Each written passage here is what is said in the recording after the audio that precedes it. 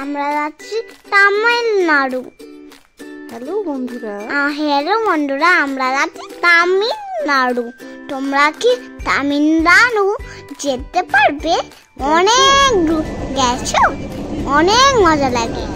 আর জান, আমার তামিলনাড়ু গিয়ে ট্রেনের মধ্যে আমার একটা বন্ধু হয়েছিল। সে বন্ধুটা না আমার সঙ্গে খেলছিল।